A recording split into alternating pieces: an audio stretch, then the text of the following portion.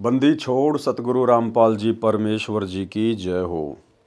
परम पिता परमात्मा सारी सृष्टि के रचनहार कुल मालिक असंख्य ब्रह्मांडों के स्वामी जगत गुरु तीनों लोकों में प्रवेश करके सबका भरण पोषण करने वाले राजाधिराज आत्माधार नाथों के नाथ देवों के देव महादेव सर्वेश्वर महेश्वर मृत्युंजय अजरो अमर आदि अनादि सनातनी प्रभु जगत पिता जगदीश्वर श्री श्री 1008 की उपाधि के वास्तविक अधिकारी अकाल मूर्त शब्द स्वरूपी राम वासुदेव सर्वगतम ब्रह्म परम पूज्य प्रथम पूज्य परम संत परम पुरुष परम धनी परम दयालु सत्य कबीर हक्का कबीर अल्लाह अकबर बाखबर अल्लाह ताला जगत के तारणहार जगत के मुक्तिदाता जगत के जगन्नाथ हारे के सहारे हिंदुओं के राम मुसलमानों के अल्लाह सिखों के वाहिगुरु ईसाइयों के मसीह दया के सागर दया निधि करुणा के सागर करुणा निधि स्वयंभू परिभू संकट मोचन कष्ट हरण मंगल करण दुख भंजन अविगत कबीर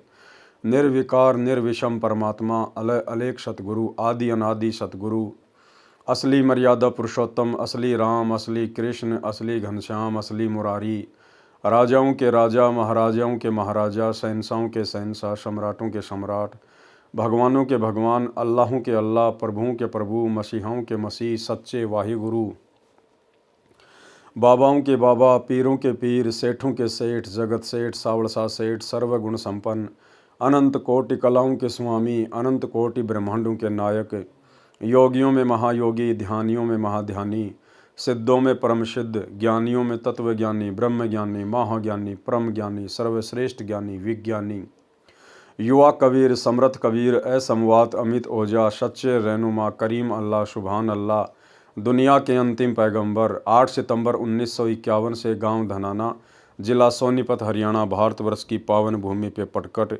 रियल कल्कि भगवान श्री नारायण साकार हरि श्री बाबा साहेब शब्द स्वरूपी राम संत श्रोमणी सतगुरु रामपाल जी परमेश्वर जी के चरण कमल में साध संगति से जुड़े हुए हम सभी सतसेवक भाई बहनों का अनंत कोटि दंडवत प्रणाम।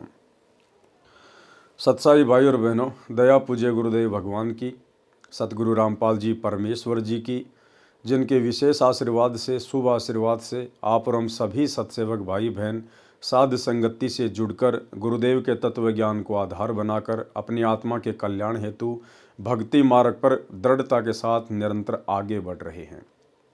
भाई और बहनों, पूज्य गुरुदेव जी के कर कमल से लिखित पवित्र पुस्तक कबीर सागर के सरलार्थ के ऊपर वीडियो बनाने की श्रृंखला जारी है। इस श्रृंखला में आज हमारा ये 51 नंबर का वीडियो है। प्रत्येक वीडियो में गुरुदेव के आशीर्वाद से हमें कुछ न कुछ सीखने को मिलता है। साथ ही गुरुदेव के कर कमल से लिखित होने के कारण यदि हम इस पवित्र पुस्तक को पढ़ते हैं या सुनते हैं, उससे भी हम ढेर सारे पुण्य के भागी बनते हैं। तो आज के वीडियो में गुरुदेव ने काफ़ी कुछ जगत वाले भाई बहनों के हिसाब से लिखा हुआ है। हम केवल उसको पढ़ेंगे क्योंकि गुरुदेव भगवान ने उन तमाम बातों का अपने सत्संगों में अनेकों बार जिक्र किया हुआ है। इसलिए आप और हम सभी जो उनके शिष्य हैं, उनके फॉलोवर हैं, वे सारी बातें आप और हमें भली भांति से पता हैं, हम उससे परिचित हैं। इसलिए जगत वाले भाई बहनों के लिए हम इन चीज़ों को पढ़ेंगे। तो चलिए आगे बढ़ते हैं। अध्याय कबीर चरित्र बोध का सारांश। अध्याय कबीर चरित्र बोध का सारांश। कबीर सागर में 38वां अध्याय कबीर चरित्र बोध पृष्ठ 1789 पर है।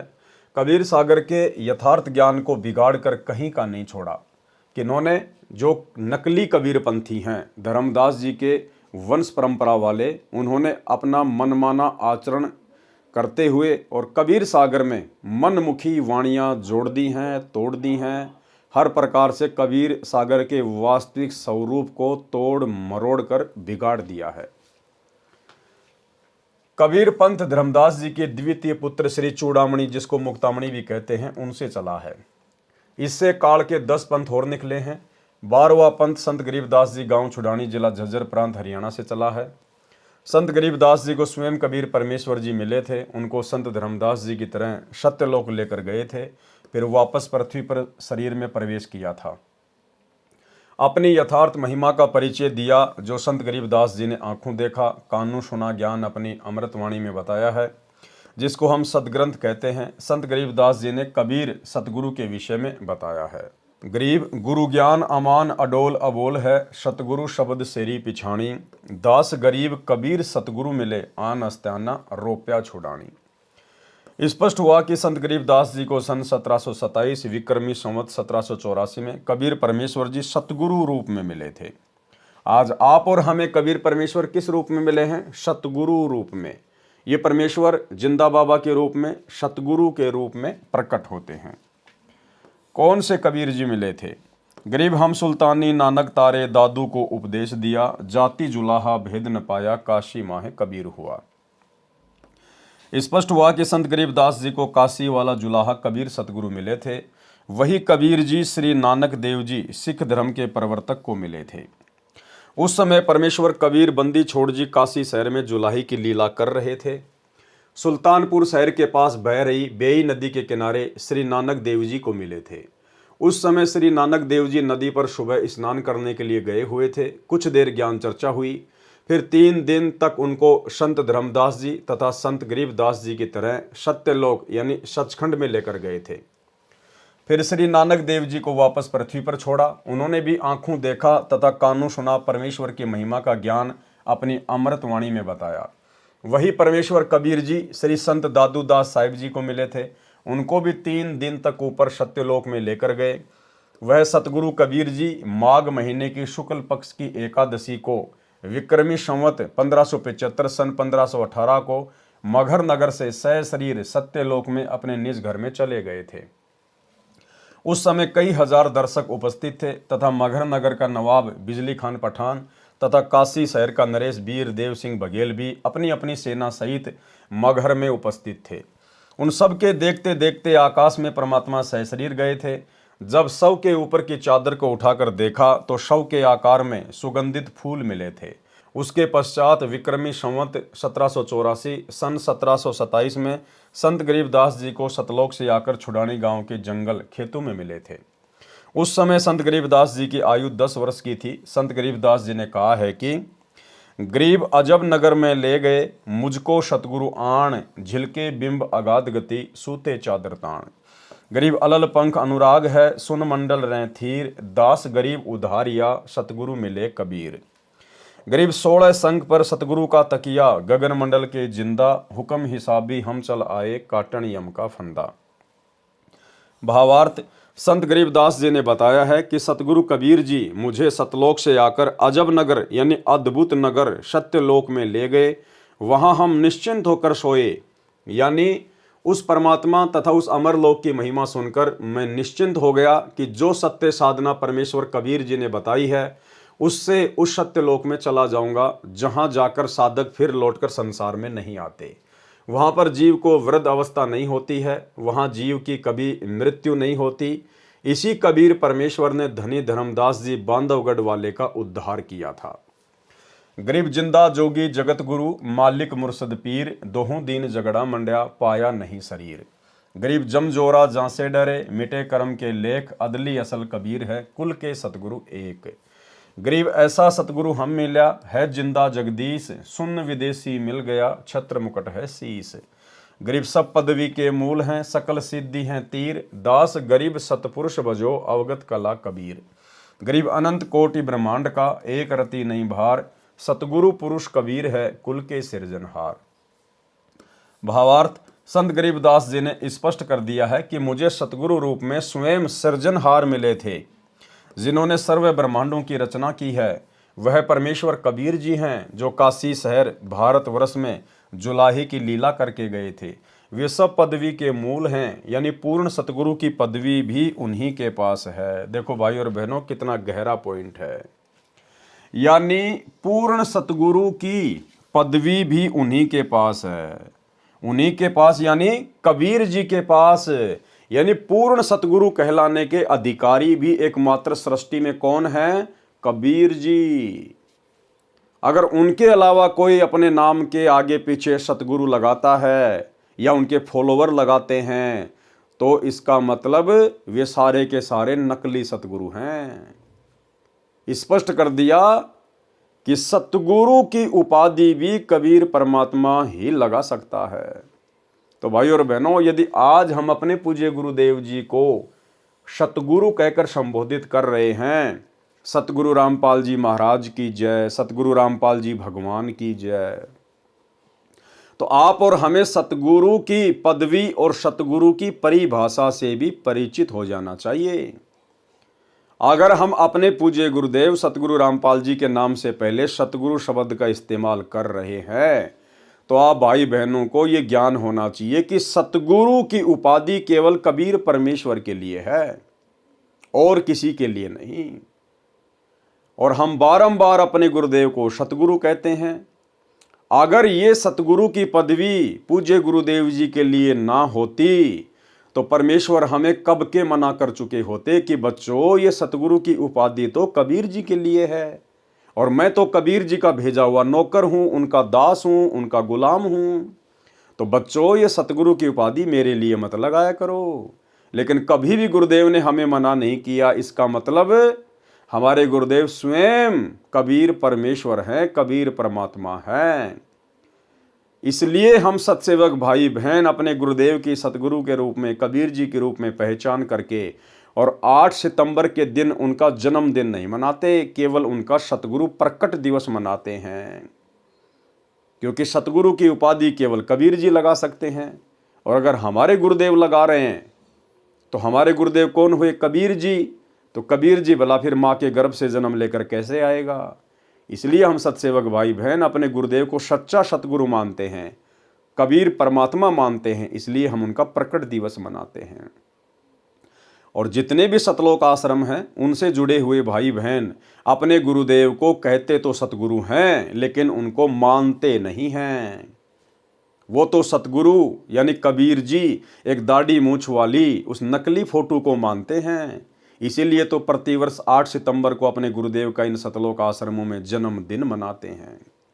तो भाइयों और बहनों, आप और हमें दृढ़ विश्वास हो जाना चाहिए कि धरती पर एकमात्र कबीर यदि वर्तमान में कोई है तो सतगुरु रामपाल जी हैं।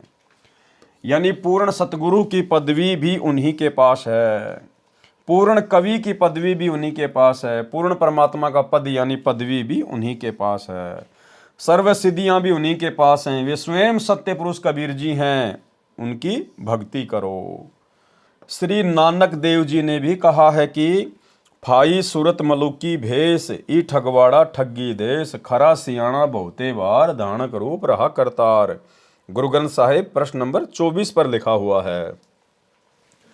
गुरु ग्रंथ साहिब पृष्ठ 721 पर कहा है कि एक अरज गुप्तम पेश तोदर कौन करतार, हक्का कबीर करीम तू बे ए परवरदिगार, नानक बोगोयद जन तूरा तेरे चाकरा पखाक। गुरु ग्रंथ साहिब पर 731 पर कहा है कि नीच जाति परदेसी मेरा खिन आवे तिल जावे, जाकी संगत नानक रहंदा क्यों कर मोंडा पावे। भावार्थ श्री नानक देव जी ने स्पष्ट कर दिया है कि जो धानक यानी जुलाहा कबीर है वही करतार यानी सृष्टि का रचनहार परवरदिगार यानी पालन करता है। वह नीच जाति वाला कभी तो ऊपर शतलोक में चला जाता है, कभी यहाँ पृथ्वी पर विचर रहा होता है। वह बहुत बुद्धिमान है, उसका बहुत भार है यानी समर्थ है। इस कारण से सबसे गुरु भारी है। गुरु माने वजनी भारी भी होता है, गुरु माने बड़ा तथा मार्गदर्शक अर्थ भी होता है। श्री संत दादू दास जी को भी परमेश्वर कबीर जी मिले थे। उन्होंने भी कहा है कि जिसने मुझे निज नाम वास्तविक भक्ति मंत्र दिया है वह मेरा गुरु है, वही सृजनहार है, अन्य कोई नहीं है। जिन मोको निज नाम दिया सोई सतगुरु हमार, दादू दूसरा कोई नहीं कबीर सृजनहार। संत धर्मदास जी बांधवगढ़ वाले ने भी कहा है, ज्ञान प्रकाश बोध पृष्ठ 57 481 से 59 483 पर प्रमाण है। धर्मदास जी ने बहुत हट किया कि हे सतगुरु मुझे वह सतलोक दिखा दो जिसकी महिमा आपने बताई है, तथा मुझे उस सत्य पुरुष के दर्शन करा दो जिसने आपको नीचे भेजा है, जो सर्व की उत्पत्ति करता है। परमेश्वर कबीर जी ने धर्मदास जी को बहुत समझाया कि आप ये हट क्यों कर रहे हो, मैं जैसी साधना बताऊं वैसा करते रहो। जब शरीर त्याग कर जाओगे तो उस लोक तथा सत्य पुरुष को देख लेना। लेकिन धर्मदास जी ने बहुत अधिक विनय की कि हे प्रभु मैं आपके निहोरे निकालता हूँ, यानी आपसे बार बार विनय कर रहा हूँ, मुझे पुरुष के दर्शन कराओ। हो प्रभु चिंत्यागण करूं मोरा, पुरुष दर्श कराओ करूं निहोरा। परमेश्वर कबीर जी ने कहा है कि धर्मदास ये हट का करहूं, मानहूं शब्द शीस पर धरहूं। हमारा नाम गहे पुरुष पर जय है, बिना नाम वहां जान न पै। परमेश्वर कबीर जी ने कहा कि हे धर्मदास, ये हट क्यों कर रहे हो? आप हमारे से दीक्षा लो, दीक्षा मंत्र लिए बिना वहां जाया नहीं जा सकता। धर्मदास जी ने कहा कि हे प्रभु, आपके ज्ञान के आप ही साक्षी हैं, किसी अन्य ने यह भेद बताया नहीं। इसलिए परमेश्वर का दर्शन करने से सब संशय समाप्त हो जाएंगे, अन्यथा दिल में रेख यानी शंका बनी रहेगी। धर्मदास चित बहुत सकाने, चरण टेकी बहुत बिनती ठाने। हो प्रभु सत्य कहो तोई पाई, तुम ते कछु दुचिताई नाही। हो प्रभु बरणेऊ जो लोक की शोभा, ताते आही मोर मन लोभा। तव लीला बहुते हम देखा, पुरुष दरस बिनु रहे ही रेखा। धर्मदास जी के बार बार विनय करने पर परमेश्वर कबीर जी ने धर्मदास जी को प्रथम मंत्र, जो 5 नाम का ब्रह्म गायत्री मंत्र है, उसकी दीक्षा दी। अब देखो भाई और बहनों, धर्मदास जी को परमात्मा ने केवल बीच बीच के 5 मंत्र ही दिए थे। जो प्रथम मंत्र 7 मंत्र का आज आप और हमें दिया जा रहा है, स्पष्ट लिख दिया गुरुदेव भगवान ने कि धर्मदास जी को केवल बीच बीच के 5 मंत्र ही दिए थे।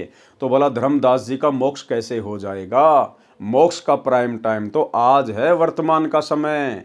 इस समय उन सभी आत्माओं को परमेश्वर दोबारा से जन्म देंगे। कबीर जी ने धर्मदास जी को प्रथम मंत्र, जो 5 नाम का ब्रह्म गायत्री मंत्र है, उसकी दीक्षा दी। ये भूर्भुवस्सुवः वाला नहीं, अन्य मंत्र हैं। फिर धर्मदास का शरीर पृथ्वी पर छोड़कर आत्मा को ऊपर सत्यलोक में लेकर गए। 3 दिन रात ऊपर रखे। वहां कबीर जी ही परमेश्वर के सिंहासन पर विराजमान थे। उनके शरीर के बाल यानी रोम का प्रकाश करोड़ सूर्यों तथा करोड़ चंद्रमाओं के मिले जुले प्रकाश से भी अधिक था। वहां पर स्त्री पुरुष रूप में मानव रहते हैं। उनके शरीर का प्रकाश पुरुष का 16 सूर्यों जितना है। वहां पर सब एक दूसरे से प्रेम से मिलते हैं। बहुत से सतलोकवासी नर नारी मिलकर नाचते गाते हुए धर्मदास जी को उस स्थान पर लेकर गए जहां पर स्वयं कबीर जी ही तेजोमय शरीर में तख्त यानी सिंहासन पर बैठे थे। सर्वलोक तथा सत्य पुरुष के दर्शन करके एक स्थान पर धर्मदास जी को आदर के साथ वहां के निवासियों ने बैठाया। फिर परमेश्वर कबीर जी तेजोमय शरीर में सिंहासन छोड़कर वहां पर आए। धर्मदास जी शर्मिंदा हो गए, लज्जावश होकर कहने लगे कि पुरुष अरु कबीर देखा एक भाई, धर्मदास पुनि रह लजाई। धर्मदास ने देखा कि भाई नीचे जो मेरे गुरु हैं, जो कबीर जी हैं, जो मेरे गुरु रूप में नीचे भूमिका कर रहे हैं, और ऊपर जो मैंने सिंहासन पर जो तेजोमय शरीर देखा है, ये तो दोनों एक ही शक्ति हैं। ये पुरुष और कबीर जी यानी मेरे गुरु जी दोनों एक ही हैं। धर्मदास शर्म के मारे पानी पानी हो गया कि हे गुरुदेव, मैंने आपके ऊपर पृथ्वी लोक पर विश्वास क्यों नहीं किया? मैंने आपको वहीं पे परमात्मा क्यों नहीं माना? ठीक इसी प्रकार भाइयों और बहनों, वही कबीर परमेश्वर जो अपने एक रूप में सतलोक में सिंहासन पर तेजोमय रूप में बैठे हैं, आज वे ही स्वयं हमारे पूज्य गुरुदेव जी की भूमिका नीचे कर रहे हैं। इसलिए हम भाई बहनों को ये तनिक भी शंका नहीं होनी चाहिए कि हमारे पूज्य गुरुदेव सतगुरु रामपाल जी के अलावा कहीं और कोई कबीर परमात्मा दूसरा भी होगा। एकमात्र यही परमेश्वर हैं, और ये चाहें तो अपने अरबों खरबों जितने चाहे उतने रूप बनाकर कहीं भी लीला कर सकते हैं। लेकिन भगत का ये लक्षण होता है कि अपने गुरु के अलावा किसी और में कबीर परमात्मा ना देखे। पुरुष अरु कबीर देखा एक भाई, धर्मदास पुनि रहे लजाई। पुरुष दरस करी आए तवां, प्रथम कबीर बैठाए जवां। यहाँ कबीर बैठे पुनि देखा, कला पुरुष तन अचरज पेखा। का अजगुत के नेहू भाई, वहां मोहे प्रतीत न आई। धाय चरण अति सकुचाई, हे प्रभु तो परिचय अब हम पाई। ये शोभा कस वहां छुपावा, कैसे नहीं जग में प्रकट दिखावा। भावार्थ, जब धर्मदास जी ने परमेश्वर को सतलोक में अपने वास्तविक सत्य पुरुष रूप में देखा तो कहा कि मेरे को अब आपका वास्तविक परिचय हुआ है। आप सत्य पुरुष स्वयं ही संसार में कबीर दास कहलाते हो। आपने यह वास्तविक शोभा नीचे पृथ्वी पर क्यों छुपा रखी है? तब परमेश्वर ने कहा कि यदि मैं इसी प्रकाश युक्त शरीर से संसार में चला जाऊं तो काल निरंजन विकल यानी परेशान हो जाएगा। सब जीव मेरे से लगन लगाएंगे, ये मैं नहीं करूंगा, क्योंकि जब तक जीव को ज्ञान नहीं होगा और उसकी भक्ति की शक्ति पूरी नहीं होगी तब तक सत्य लोक में स्थायी निवास नहीं मिल सकता। धर्मदास जी को परमेश्वर ने कहा कि जब मैं नीचे सतगुरु रूप में जाता हूं, अपने आप को छुपा के लीला करता हूं, तो इसके दो कारण हैं। सबसे पहला कारण तो ये, यदि इस काल को इस बात का पता चल जाए कि ये वही कबीर परमात्मा है जिसने मुझे सत्यलोक से निकाला था, तो इसका कलेजा फट जाएगा, इसका कलेजा। और दूसरा, यदि मैं वहाँ अपने वास्तविक रूप में चला जाऊँ तो सारे जीव मेरे पीछे पड़ जाएंगे, मेरे ज्ञान को कोई सुनेगा ही नहीं, कोई मानेगा ही नहीं।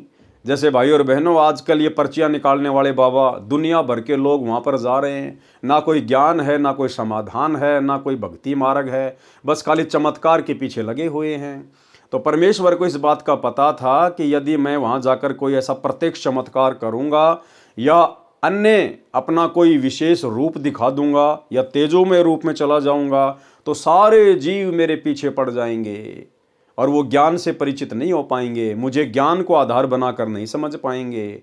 और अगर ज्ञान आधार से मेरी पहचान नहीं हुई तो वो कभी भी सतलोक जाने और यहाँ रहने के योग्य नहीं बन सकते।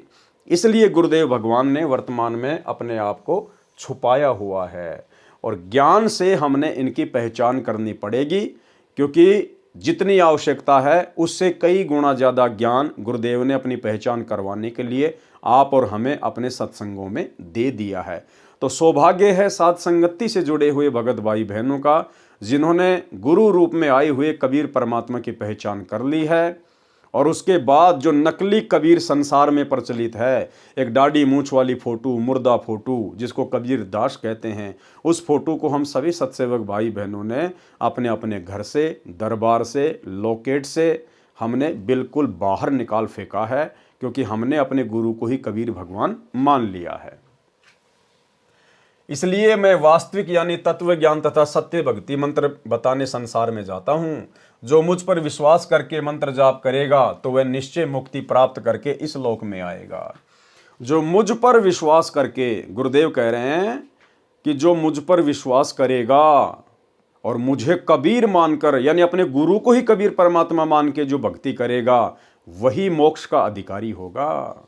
तो ये मोक्ष के अधिकारी तो वर्तमान में केवल सत्सेवक भाई बहन हैं। बाकी सतलोक आश्रमों में तो ना जाने कितने परमात्मा हैं। जब जून का महीना आता है तो दाढ़ी मूंछ वाले कबीर जी को परमात्मा मान के, कबीर जी मान के उनका कबीर प्रकट दिवस मना लिया जाता है। जब गरीबदास जी का बोध दिवस आता है तो उनको भगवान मान लिया जाता है। जब संत रामपाल जी का अवतरण दिवस आता है तो उनको भगवान मान लिया जाता है। तो भाई और बहनों, आश्रमों से जुड़े हुए भाई बहनों का तो कोई स्टैंड ही नहीं है। उनके तो 5-5 पति हैं, 5-5 पति द्रौपदी वाली भक्ति कर रहे हैं, 12वें पंथ की भक्ति। धर्मदास जी ने यह भी प्रार्थना की कि मुझको यहीं रख लो, उस काल के लोक में ना भेजो भगवान। हे साहिब अब वहाँ न जाही, ये सुख तज कहाँ जुराही। वह तो यमदेश अपर बल काला, नहीं जानो वहाँ होत बेहाला।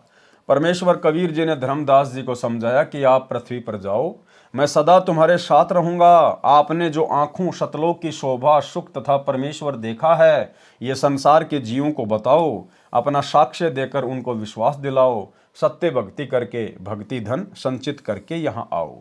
धर्मदास तो है चिंता नाही, तुमरे संग हम सदा रहाई। तुम देख सत्य लोक प्रभाओ, हंसन सत्य पुरुष संदेश सुनाओ। धर्मदास जी ने परमेश्वर कबीर जी के आदेश का पालन करके पृथ्वी पर शरीर में प्रवेश किया तथा परिजन मृत जानकर रो रहे थे, उनको शांति हुई। धर्मदास जी को विश्वास हुआ कि मैंने कोई स्वप्न नहीं देखा है, वास्तव में शरीर त्याग कर सूक्ष्म शरीर से परमेश्वर तथा सत्यलोक के दर्शन करके लौटा हूँ। छिन एक में जग में चली आए, पैठी दे में धर्मनी अकुलाए। कई दिवस यहाँ मन नहीं लाग्या, जैसे गहरी नींद जन जागा। धर्मदास गए सतगुरु शरणा, बैठे काशी तारन तरना। परयूं चरण गही साहब केरा, करी बिनती सुख घनेरा। धन्य साहिब तुम सतपुरुष अरु सत्य पुरुष आप हो, तब लीला को लखे तुमरो अनंत प्रताप हो। त्रिदेव मुनि नारद कोई न पार तुम्हारा पाए हो, ता हंस के भाग सराइये जो शरण तुम्हारी आए हो। निर्गुण सरगुण अनादि तुम हो, अविगत अगम अथा, गुप्त भये जग में फिरो, को पावे तुमरो था। इस प्रकार उपरोक्त सर्व प्रत्यक्ष दृष्टा महापुरुषों ने स्पष्ट किया कि जो काशी में धानक यानी जुलाहे की भूमिका भी किया करता था वह स्वयं सत्य पुरुष है। परमेश्वर कबीर जी ने भी स्वामी रामानंद जी आचार्य को अपना परिचय दिया था। कहा था कि हम ही अलख अल्लाह हैं, कुतुब गोश और पीर, गरीबदास खालिक धनी, हमरा नाम कबीर। ए स्वामी सृष्टा में सृष्टि हमारे तीर, दास गरीब अदर बसूं, अविगत सत्य कबीर। स्वामी रामानंद काशी वाले आचार्य को भी परमेश्वर कबीर जी, संत धर्मदास जी, संत गरीबदास जी, संत दादू जी तथा संत नानक देव जी की तरह सत्यलोक में ले जाकर अपना परिचय करवाकर पृथ्वी पर शरीर में छोड़ा था। स्वामी रामानंद जी ने भी कहा था कि तहाँ वहाँ चित चक्रित भया, देख फजल दरबार, दास गरीब सिजदा किया, हम पाए दीदार। बोलत रामानंद जी सुनो कबीर करतार, गरीब दास सब रूप में तुम ही बोलनहार। तुम साहिब तुम संत हो, तुम सतगुरु तुम हंस, गरीब दास तुम रूप बिना और न दूजा अंश। मैं भगता मुक्ता भया किया करम कुल नाश, गरीब दास अविगत मिले मेटी मन की प्यास। दोनों ठोर है एक तू भया एक से दोए, गरीब दास हम कारणे आए हो मगजोए।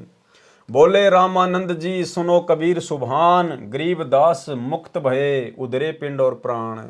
गोष्ठी रामानंद से काशी नगर मंजार, गरीब दास जिंद पीर के हम पाए दीदार। उपरोक्त परमाणु से स्पष्ट हुआ कि काशी में कपड़ा बुनने वाला जुलाहा कबीर ही पूर्ण परमात्मा है, सर्व का रचनहार है। बड़ी विडंबना है कि मुझदास रामपाल दास के अतिरिक्त सब कबीर पंथी कहते हैं कि सत्य पुरुष तो निराकार है, सतलोक में केवल प्रकाश है। कबीर जी उस सत्य पुरुष द्वारा भेजे गए ज्ञानी पुरुष थे। यानी जितने भी साधु संत महात्मा हैं या कबीर पंथी हैं, वे सब कबीर जी को केवल एक सतगुरु मानते हैं, कबीर जी का भेजा हुआ कोई अंश मानते हैं। कोई भी ये नहीं मानता कि कबीर जी खुद ही सत्य पुरुष हैं। कबीर जी उस सत्य पुरुष द्वारा भेजे गए ज्ञानी पुरुष थे, यानी सतगुरु थे, वे सत्य पुरुष नहीं थे। ठीक इसी प्रकार भाई और बहनों, वर्तमान में साध संगति से जुड़े हुए सत्सेवक भाई बहनों के अलावा ना ही तो हमारे खुद के सतलोक आश्रमों से जुड़े हुए भाई बहन मानते हैं और ना ही दुनिया वाले मानते हैं। दुनिया वाले तो भला मानेंगे कैसे उनके शरण में आए बिना। फिलहाल हमारे खुद के गुरु भाई बहन जो सतलोक आश्रमों से जुड़े हुए हैं, वो भी नहीं मानते कि सतगुरु रामपाल जी खुद ही सत्य पुरुष हैं। वे सतगुरु रामपाल जी को कबीर जी का अवतार मानते हैं, उनके द्वारा भेजा गया कोई हंस मानते हैं।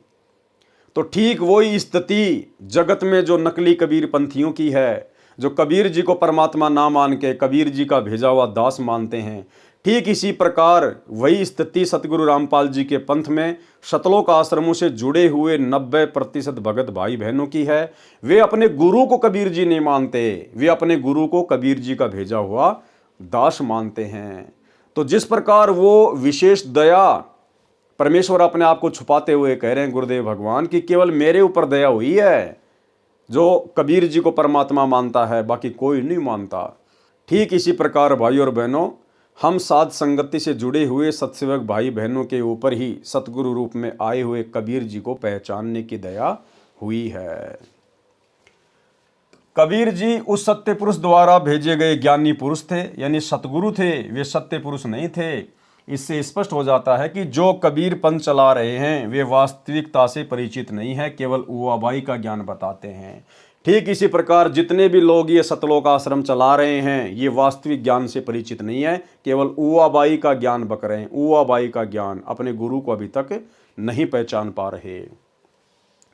कबीर सागर में पृष्ठ पर कबीर चरित्र बोध में गलत लिखा है कि सत्य पुरुष की आज्ञा। सत्य पुरुष ने ज्ञानी जी से कहा कि हे ज्ञानी जी, काल पुरुष ने समस्त जीवों को फंसाकर मार लिया है, जीव मेरे लोक में नहीं आता। मैंने सुकृत जी धर्मदास को सत्य पंथ के प्रचार के लिए पृथ्वी पर भेजा था, उसको काल पुरुष ने धोखा देकर लोकवेद में फंसा लिया है। आप पृथ्वी पर जाओ और सुकृत जी को चेताकर मुक्ति पंथ प्रकट करो। तब ज्ञानी जी कबीर जी सत्य पुरुष की आज्ञा सिरोधार्य कर दंडवत प्रणाम करके सत्यलोक से विदा हुए। कबीर साहिब का काशी में प्रकट होना भी गलत लिखा है। इसमें लिखा है कि विक्रमी संवत 1455 ज्येष्ठ पूर्णिमा को सोमवार के दिन सत्य पुरुष का तेज काशी में लहर तारा तालाब में उतरा। उस समय पृथ्वी और आकाश प्रकाशित हो गए। उस समय अष्टानंद वैष्णव तालाब पर बैठे थे। वर्षा हो रही थी, बिजली चमक रही थी। उपरोक्त विवरण से स्पष्ट है कि लेखक महोदय की बुद्धि कितना कार्य कर रही है। कहा है कि वर्षा हो रही थी और वैष्णव अष्टानंद जी तालाब पर बैठे थे। विचार करें, वर्षा में ऋषि अष्टानंद तालाब पर बैठकर क्या कर रहे थे। वर्षा में मूर्ख भी नहीं बैठे, वह भी इधर उधर कोई मकान या झोपड़ी खोजता है। वास्तविकता यह है कि अष्टानंद साधक थे, प्रतिदिन स्नान करने जाते थे, सरोवर के पास बैठकर साधना किया करते थे। प्रतिदिन की तरह उस दिन भी स्नान करके अपनी साधना कर रहे थे।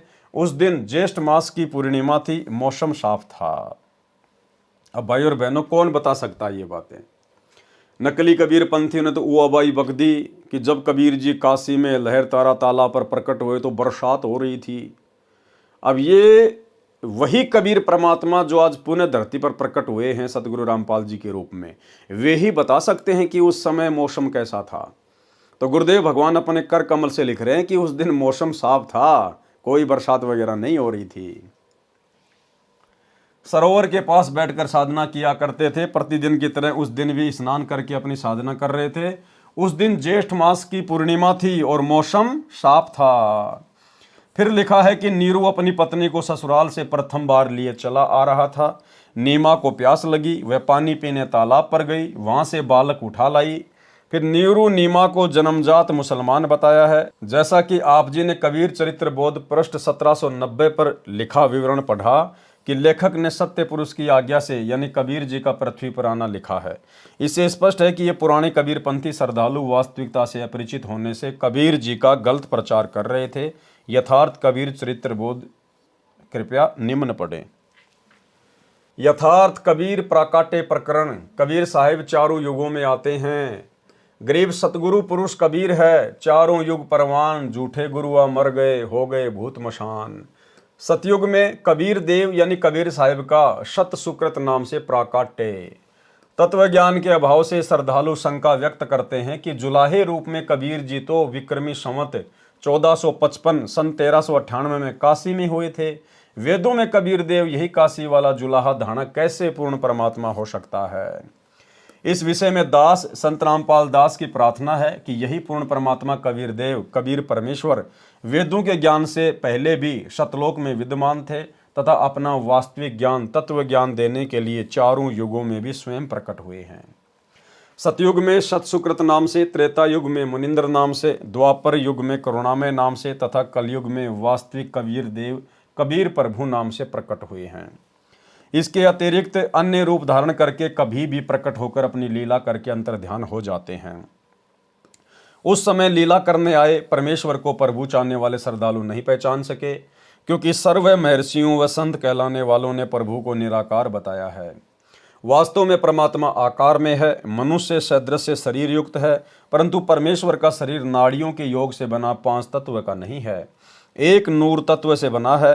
पूर्ण परमात्मा जब चाहे यहाँ प्रकट हो जाते हैं। वे कभी माँ से जन्म नहीं लेते, क्योंकि वे सर्व के उत्पत्ति करता हैं। धर्मदास जी के इस प्रश्न का उत्तर देते हुए कबीर परमेश्वर जी ने बताया कि हे धर्मदास, मैं चारों युगों में आता हूँ, जब चाहूँ उसी क्षण सतलोक से आ सकता हूँ, अन्य रूप में वहाँ भी रहता हूँ। जब मैं ब्रह्मा से मिला, उसको तत्व ज्ञान में सृष्टि रचना का ज्ञान करवाया तो वह प्रभावित हुआ तथा कहा कि आपका ज्ञान अद्वितीय है। प्रथम मंत्र प्राप्त किया, ब्रह्मा तथा सावित्री को मैंने ओम मंत्र दिया, ये देखने के लिए कि ये कितना विश्वास करता है। इसके पश्चात मैं श्री विष्णु के पास विष्णु लोक में गया, उससे भी ज्ञान चर्चा की तथा विष्णु भी मेरा शिष्य हुआ। उसको तथा लक्ष्मी को हरियम मंत्र प्रथम मंत्र रूप में दिया गया, ये देखने के लिए कि ये काल ब्रह्म के द्वारा डगमग तो नहीं हो जाएगा।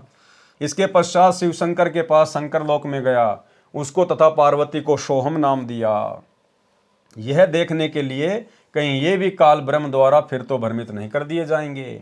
उसके पश्चात अन्य ऋषियों मनु आदि से ज्ञान चर्चा की, परंतु मनु आदि ऋषियों ने काल प्रभाव के कारण मेरे ज्ञान पर विश्वास नहीं किया। मेरे को उल्टा ज्ञान देने वाला वामदेव उर्फ नाम से पुकारने लगे, जबकि पृथ्वी पर मेरा नाम सतयुग में सत सुकृत था। कुछ दिनों पश्चात मैं फिर से ब्रह्मा के पास गया। ब्रह्मा से ज्ञान चर्चा करनी चाहिए, तो ब्रह्मा जी ने अरुचि दिखाई, क्योंकि जब काल ब्रह्म ने देखा कि मेरे ज्येष्ठ पुत्र ब्रह्मा को तत्व ज्ञान से परिचित किया जा रहा है, उसने सोचा यदि मेरा पुत्र तत्व ज्ञान से परिचित हो गया तो मेरे से घृणा करेगा तथा जीव उत्पत्ति नहीं हो पाएगी। मेरा उदर कैसे भरेगा, क्योंकि काल ब्रह्म को 1,00,000 मानव शरीरधारी जीवों को प्रतिदिन खाने का श्राप लगा है। इसलिए काल ब्रह्म ने अपने ज्येष्ठ पुत्र ब्रह्मा की बुद्धि को परिवर्तित कर दिया। ब्रह्मा के मन में विचार भर दिए कि काल ब्रह्म ज्योति निरंजन ही पूज्य है, वह निराकार है, इससे भिन्न कोई अन्य परमात्मा नहीं है। जो तुझे ज्ञान दिया जा रहा है वह मिथ्या है। अब भाई और बहनों, तत्व ज्ञान क्या कहता है? क्योंकि गुरुदेव भगवान हमें कहते हैं कि तत्व भेद इक न्यारा रे साधु भाई, तत्व भेद इक न्यारा। एक होता है तत्व ज्ञान और एक होता है तत्व भेद। अब परमेश्वर यहाँ पर ऐसा क्यों लिख रहे हैं कि जब मैं दोबारा ब्रह्मा जी के पास गया तो काल ने उसकी बुद्धि में आकर उसको भ्रमित कर दिया और सतनाम नहीं लेने दिया। उसने मेरी बातों के ऊपर विश्वास नहीं किया।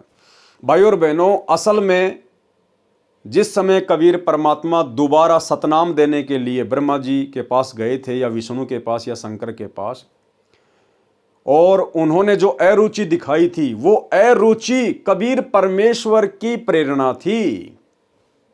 कबीर भगवान की प्रेरणा से उन्होंने सतनाम लेने में रुचि नहीं दिखाई, क्योंकि परमात्मा ने ब्रह्मा विष्णु महेश के माध्यम से इस काल के डमडमे को भी चलाना है। अन्यथा भगवान किसी को ज्ञान समझाए, और भगवान यदि चाहे कि मैं इस आत्मा को मेरा ज्ञान समझा के सतलोक लेके जाना चाहता हूं, भला फिर काल की क्या औकात है जो उस आत्मा को डगमग कर दे? अरे काल ने ब्रह्मा विष्णु महेश को तो सतनाम नहीं लेने दिया, उनको डगमग कर दिया। और आप और हमें काल डगमग नहीं कर पा रहा। आप और हमें सतनाम भी मिल गया, सार नाम भी ले रहे हैं, सार शब्द भी ले रहे हैं। तो विचार करो, यदि काल ब्रह्मा विष्णु महेश जैसी पावर को डगमग कर सकता है, तो आप और हम इस पृथ्वी लोक के 2 कोटि के जीवों की क्या औकात है जो हम गुरुदेव के ज्ञान को स्वीकार कर लें, जो हम गुरुदेव से सतनाम ले लें, गुरुदेव से सार नाम ले लें? तो ये कबीर परमात्मा सतगुरु रामपाल जी खुद नहीं चाहते थे कि ब्रह्मा विष्णु महेश सतनाम लें। अन्यथा परमात्मा चाहे और जीव ना ले, काल की इतनी औकात है जो भ्रमित कर देगा परमात्मा के अंश को। लेकिन ये 21 ब्रह्मांड की सृष्टि भी यही कबीर परमात्मा सतगुरु रामपाल जी ही एक मैनेजमेंट के माध्यम से, एक सिस्टम के माध्यम से चला रहे हैं। और ये 21 ब्रह्मांड का राज्य कबीर परमात्मा ने ही काल को दिया है, और कबीर परमात्मा ही इस 21 ब्रह्मांड के सिस्टम को चला रहे हैं। तो परमेश्वर ने केवल उनको एक एक नाम ही देना था, क्योंकि ब्रह्मा विष्णु महेश इस भक्ति रूपी पेड़ की टहनियां हैं, और परमेश्वर उनको एक एक मंत्र जाके दे के आ गए। और नीचे आकर परमात्मा ने फिर प्रथम मंत्र के माध्यम से वही मंत्र हमारे को दे दिए। तो जैसे ही हम उन मंत्रों का मर्यादा में रह के जाप करेंगे, तो हमारा तो ब्लूटूथ परमात्मा ने ऑन कर दिया, और हमारे से पहले परमात्मा ने उनका ब्लूटूथ ऑन कर दिया। जब हम उसी मंत्र का जाप करेंगे तो वो तुरंत प्रभावित होंगे तो टहनियों से तो फिर फल लगते हैं। ब्रह्मा विष्णु में इसके माध्यम से तो गुरुदेव हमें यहाँ की सांसारिक सुविधा उपलब्ध करवाएंगे। इसलिए परमात्मा ने केवल उनको एक एक मंत्र तक ही सीमित रखना था। अन्यथा सारी सृष्टि का मालिक कबीर भगवान सतगुरु रामपाल जी चाहे और काल बीच में रोड़ा अटका दे, कभी नहीं अटका सकता। इसलिए ब्रह्मा विष्णु महेश को केवल परमात्मा ने एक एक मंत्र ही देकर छोड़ना था, उनको सतनाम की दीक्षा नहीं देनी थी। इसलिए काल ब्रह्म ने अपने ज्येष्ठ पुत्र ब्रह्मा की बुद्धि को परिवर्तित कर दिया। ब्रह्मा के मन में विचार भर दिए कि काल ब्रह्म ज्योति निरंजन ही पूज्य है, वह निराकार है, इससे भिन्न कोई अन्य परमात्मा नहीं है। जो तुझे ज्ञान दिया जा रहा है वह मिथ्या है। ये अग्नि ऋषि जो तेरे पास आया है वह अज्ञानी है, इसकी बातों में नहीं आना। हे धर्मदास, ब्रह्मा ने काल ब्रह्म के प्रभाव से प्रभावित होकर मेरे ज्ञान को ग्रहण नहीं किया, तथा हे ऋषिवर, जो ज्ञान आप बता रहे हो यह अप्रमाणित है, इसलिए विश्वास के योग्य नहीं है। वेदों में केवल एक परमात्मा की पूजा का विधान है, उसका केवल एक ओम ही जाप करने का है। मुझे पूर्ण ज्ञान है, मुझे आपका ज्ञान अस्वीकार्य है। हे धर्मदास, मैंने बहुत कोशिश की ब्रह्मा को समझाने की तथा बताया कि वेद ज्ञान दाता ब्रह्म किसी अन्य पूर्ण ब्रह्म के विषय में कह रहा है। उसकी प्राप्ति के लिए तथा उसके विषय में तत्व से जानने के लिए किसी तत्वदर्शी संत धीरणाम की खोज करो, फिर उनसे वह तत्व ज्ञान सुनो। प्रमाण यजुर्वेद अध्याय 40 मंत्र 10 व 13 में स्पष्ट वर्ण है तथा गीता अध्याय 4 श्लोक 34 में भी स्पष्ट कहा है। परमाणु को देखकर भी काल ब्रह्म के अति प्रभाव के कारण ब्रह्मा ने मेरे विचारों में रुचि नहीं ली। मैंने जान लिया कि ब्रह्मा को काल ने भ्रमित कर दिया है, इसलिए विष्णु जी ने भी अरुचि की तो मैं वहां से शिव शंकर के पास गया। यही स्थिति शिव की देखकर मैं नीचे पृथ्वी लोक में आया। वर्तमान में चल रही चतुर्युगी के प्रथम सतयुग में मैंने परमेश्वर कबीर जी ने एक सरोवर में कमल के फूल पर शिशु रूप धारण किया। एक ब्राह्मण दंपत्ति निसंतान था। वह विद्याधर नामक ब्राह्मण अपनी पत्नी दीपिका के साथ अपनी ससुराल से आ रहा था। उनकी आधी आयु बीत चुकी थी, कोई संतान नहीं थी। दीपिका को अपने पिता के घर पर कुछ औरतों ने हमदर्दी जताते हुए कई बार कहा था कि संतान बिना स्त्री का कोई सम्मान नहीं करता। अब ये विद्याधर नाम का ब्राह्मण सतयुग में कौन था भाई और बहनों? जो ब्राह्मण कुल में था और जिसने कबीर परमात्मा का सतसुकृत नाम रखा था और अपने पुत्र की तरह पालन पोषण किया था। 650 साल पहले जो पंडित रामानंद जी थे वही सतयुग में विद्याधर नाम के ब्राह्मण थे। आगे गुरुदेव बता रहे हैं, एक संतान तो होनी चाहिए। इन बातों को याद करके दीपिका रो रही थी। और ये दीपिका कौन थी भाई और बहनों? सतयुग में जिसने कबीर परमात्मा का पालन पोषण किया था 650 साल पहले। कमाली, ये जो कमाली की जो आत्मा थी वो सतयुग में दीपिका नाम की ब्राह्मणी थी तथा शुभ की लेकर अपने इष्ट शिव जी से संतान की प्रार्थना कर रही थी। विचार कर रही थी कि वह वृद्ध अवस्था में हमारी उंगली पकड़ने वाला भी नहीं है, वह समय कैसे बीतेगा। इतने में एक सरोवर दिखाई दिया। प्यास लगी थी। वे सरोवर पर विश्राम हेतु रुके। वहां एक नवजात शिशु को कमल के फूल पर प्राप्त करके अति प्रसन्न हुए। उसे परमेश्वर शिव की कृपा से प्राप्त जानकर घर ले आए। एक अन्य ब्राह्मण से नाम रखवाया। उसने मेरा नाम सतसुकृत रखा। मेरी प्रेरणा से कंवारी गायों ने दूध देना प्रारंभ किया। उनके दूध से मेरी परवरिश की लीला हुई। गुरुकुल में शिक्षा की लीला की। ऋषि जी जो वेद मंत्र भूल जाते थे तो मैं खड़ा होकर पूरा करता था। ऋषि जी वेद मंत्रों का गलत अर्थ करते, मैं विरोध करता। इस कारण से मुझे गुरुकुल से निकाल दिया। सतयुग में परमात्मा ने एक ब्राह्मण दंपत्ति के माध्यम से अपनी परिवरिश की लीला पूरी करवाई। उस ब्राह्मण दंपत्ति ने परमेश्वर को पढ़ाई के लिए गुरुकुल में भेज दिया, क्योंकि ब्राह्मणों के बच्चों को गुरुकुल में एडमिशन दिया जाता था।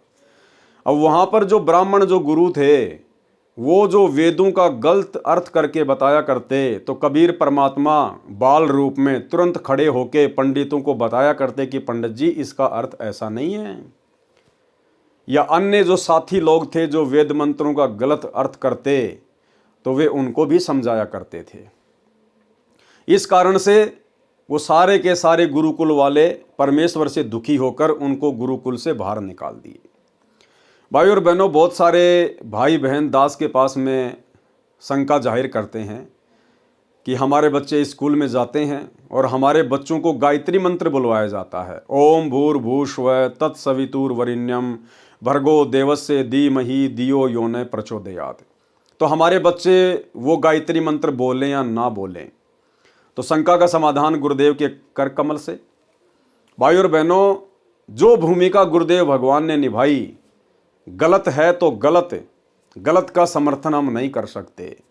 आपके बच्चों को चाहिए कि स्कूल में गायत्री मंत्र से पहले ओम शब्द का उच्चारण ना करें और अन्य लोगों को भी समझाने का प्रयास करें कि जो गायत्री मंत्र स्कूल में बोला जा रहा है ये वेद विरुद्ध है, ये गलत है। यजुर्वेद अध्याय 36 का यह मंत्र नंबर 3 है, आप जी देख सकते हैं। और यदि कोई नहीं मानता है तो वो तो उसके ऊपर निर्भर करता है। लेकिन भगत के बच्चों ने ना ही तो वेद मंत्र को ओम शब्द लगाकर बोलना है और ना ही किसी भी प्रकार से कोई सहयोग करना है। और यदि बच्चा नहीं बोलता है, टीचर यदि उसको डांटते हैं, धमकाते हैं या स्कूल से बाहर निकालते हैं, तो भाई और बहनों, आप जी उसकी कंप्लेंट कर सकते हो।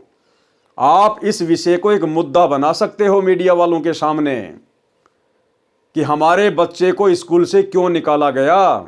हमारा बच्चा वेद मंत्र को गलत तरीके से नहीं बोलेगा, क्योंकि ये जो मंत्र है यजुर्वेद अध्याय 36 का मंत्र 3 है। आप जी वेद मंगाकर देख लीजिए, किसी भी वेद को कौन से वेद में लिखा हुआ है, तो आप इसको एक मुद्दा बना सकते हो अगर चाहो तो, यदि आप सक्षम हैं तो। और बच्चे को तो बिल्कुल भी ओम के साथ में वो मंत्र नहीं बोलना है, बिल्कुल नहीं बोलना है। ओम के अलावा वो मंत्र बोल सकता है। तो ये आप लोगों की शंका का समाधान है। पृथ्वी पर घूमकर मैंने बहुत से ऋषियों से ज्ञान चर्चा की, परंतु शास्त्र विरुद्ध ज्ञान पर आधारित होने के कारण किसी भी ऋषि महर्षि ने ज्ञान सुनने की चेष्टा ही नहीं की। महर्षि मनु से भी मेरी वेद ज्ञान पर चर्चा हुई। महर्षि मनु ने ब्रह्मा जी से ही ज्ञान ग्रहण किया था। महर्षि मनु जी ने मुझे उल्टा ज्ञान देने वाला बताया तथा मेरा उपनाम वामदेव रख दिया। मैंने महर्षि मनु व अन्य ऋषियों से यहाँ तक कहा कि वह पूर्ण परमात्मा मैं ही हूँ। उन्होंने मेरा उपास किया तथा कहा, आप यहाँ हैं तो आपका सतलोक तो आपके बिना सुनसान पड़ा होगा। वहाँ सतलोक में जाने का क्या लाभ, वहाँ गए प्राणी तो अनाथ हैं। मैंने कहा, मैं ऊपर भी विराजमान हूँ। तब मनु जी सहित सर्व ऋषियों ने ठाका लगाकर कहा कि फिर तो आपका नाम वामदेव उचित है। वामदेव का अर्थ है कि 2 स्थानों पर निवास करने वाला भी है। वाम अक्सर 2 का बोधक है। इस प्रकार उन ज्ञानहीन व्यक्तियों ने मेरे तत्व ज्ञान को ग्रहण नहीं किया। वामदेव का प्रमाण शिव पुराण पृष्ठ 606, 607 कैलाश संहिता प्रथम अध्याय में है। बहुत से प्रयत्न करने पर कुछ पुण्यात्माओं ने मेरा उपदेश ग्रहण किया। मैंने सौसों वेद कबीर वाणी की रचना की, जिसकी काल द्वारा प्रेरित ज्ञानहीन ऋषियों ने बहुत निंदा की तथा जनता से इसे न पढ़ने का आग्रह किया। सतयुग के प्राणी मुझे केवल एक अच्छा कवि ही मानते थे। इस कारण से सतयुग में बहुत ही कम जीवों ने मेरी शरण ग्रहण की। सतयुग में मानव की आयु 1 लाख वर्ष से प्रारंभ होती है तथा सतयुग के अंत में 10,000 वर्ष रह जाती है। सतयुग में बहुत ही पुण्यकर्मी प्राणी जन्म लेते हैं। सतयुग में स्त्री विधवा नहीं होती, पिता से पहले पुत्र की मृत्यु नहीं होती, आपसी भाईचारा बहुत अच्छा होता है, चोरी जारी अन्य बुराइयां नाम मात्र में ही होती हैं तथा शराब मांस तंबाकू आदि का सेवन सतयुग के आदि में प्राणी नहीं करते। ब्राह्मण विद्याधर वाली आत्मा त्रेता युग में वेद विज्ञ ऋषि हुए तथा कलयुग में ऋषि रामानंद हुए तथा दीपिका वाली आत्मा त्रेता युग में सूर्या हुई तथा कलयुग में कमाली हुई तथा सतयुग में बहुत ही कम प्राणियों ने मेरी शरण ग्रहण की। पूर्ण प्रभु कबीर जी कबीर देव सतयुग में सत सुकृत नाम से स्वयं प्रकट हुए थे। उस समय गरुड़ जी, श्री ब्रह्मा जी, श्री विष्णु जी तथा श्री शिव जी आदि को सतज्ञान समझाया था। आदि अंत हमरे नाही, मध्य मिलावा मूला, ब्रह्मा को ज्ञान सुनाया, घर घर पिंडा स्तूला। श्वेत भूमि को हम गए, जहाँ विशंबर नाथ, हरियम हीरा नाम दे, अष्ट कमल दल स्वाति। हम बैरागी ब्रह्म पद, सन्यासी महादेव, सो हम नाम दिया शंकर को करे हमारी सेव।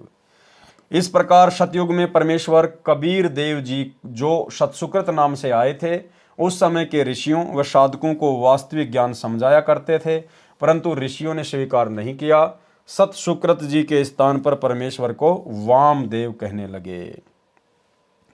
इसलिए यजुर्वेद अध्याय 12 मंत्र 4 में विवरण है कि यजुर्वेद के वास्तविक ज्ञान को वामदेव ऋषि ने सही जाना तथा अन्य को समझाया। ये है वो मंत्र। ये मंत्र लिखा है गुरुदेव भगवान ने। यह यजुर्वेद अध्याय 12 मंत्र 4 की फोटोकॉपी है, जिसका अनुवाद महर्षि दयानंद सरस्वती ने किया है तथा सार्वदेशिक आर्य प्रतिनिधि सभा दिल्ली द्वारा छपवाया गया है। इसमें स्पष्ट है कि वेदों के ज्ञान को वामदेव ऋषि ने ठीक से समझा तथा अन्य को समझाया। पवित्र वेदों के ज्ञान को समझने के लिए कृपया विचार करें। वेदों में कबीर देव अर्थात कबीर परमेश्वर का प्रमाण। पवित्र वेदों में प्रवेश से पहले प्रभु जानकारी के लिए पवित्र चारों वेद प्रमाणित शास्त्र हैं। पवित्र वेदों की रचना उस समय हुई थी जब कोई अन्य धर्म नहीं था, इसलिए पवित्र वेदवाणी किसी धर्म से संबंधित नहीं है, केवल आत्म कल्याण के लिए है। इनको जानने के लिए निम्न व्याख्या बहुत ध्यान तथा विवेक के साथ पढ़नी तथा विचारनी होगी। प्रभु की विस्तृत तथा सत्य महिमा वेद बताते हैं।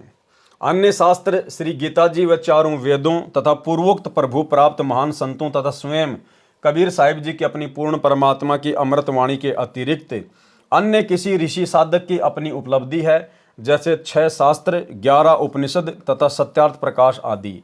यदि ये वेदों की कसौटी में खरे नहीं उतरते हैं तो यह संपूर्ण ज्ञान नहीं है। पवित्र वेद तथा गीता जी स्वयं काल प्रभु ब्रह्मदत्त हैं, जिनमें भक्ति विधि तथा उपलब्धि दोनों सही तौर पर वर्णित है। इनके अतिरिक्त जो पूजा विधि तथा अनुभव हैं वह अधूरा समझें। यदि इन्हीं के अनुसार कोई साधक अनुभव बताए तो सत्य जाने, क्योंकि कोई भी प्राणी प्रभु से अधिक नहीं जान सकता। वेदों के ज्ञान से पूर्वोक्त महात्माओं का विवरण सही मिलता है। इससे सिद्ध हुआ कि वे सर्व महात्मा पूर्ण थे। पूर्ण परमात्मा का साक्षात्कार हुआ है तथा बताया है वह परमात्मा कबीर साहिब कबीर देव है। वही ज्ञान चारों पवित्र वेद तथा पवित्र गीता जी भी बताते हैं। कलयुगी ऋषियों ने वेदों का टीका भाषा भाषे ऐसे कर दिया जैसे कहीं दूध की महिमा कही गई हो और जिसने कभी जीवन में दूध देखा ही न हो और वह अनुवाद कर रहा हो वह ऐसे करता है।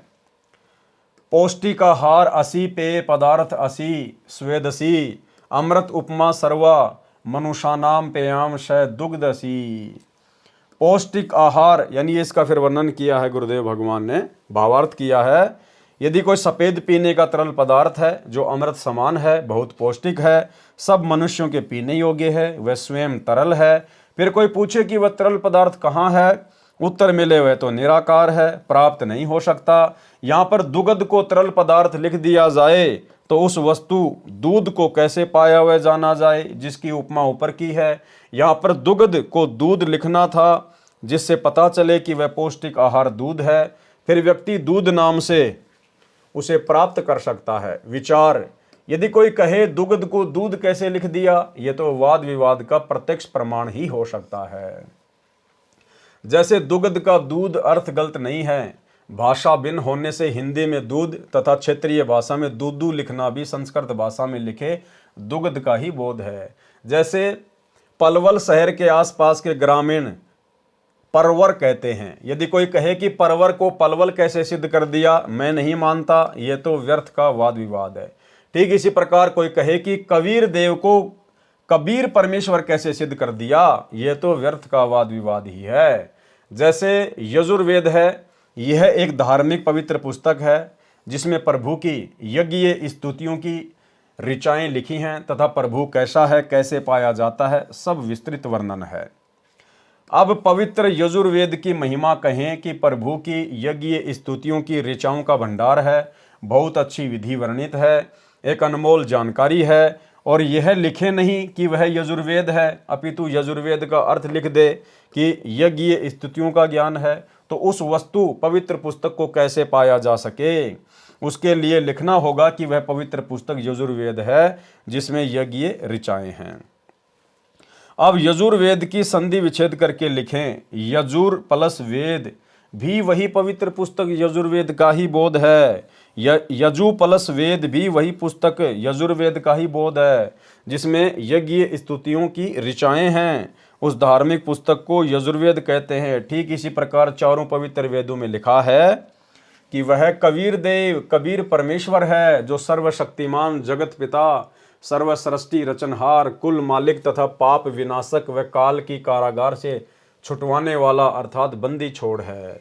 इसको कबीर प्लस देव लिखें तो भी कबीर परमेश्वर का बोध है, कवि प्लस देव लिखें तो भी कबीर परमेश्वर अर्थात कबीर प्रभु का ही बोध होता है।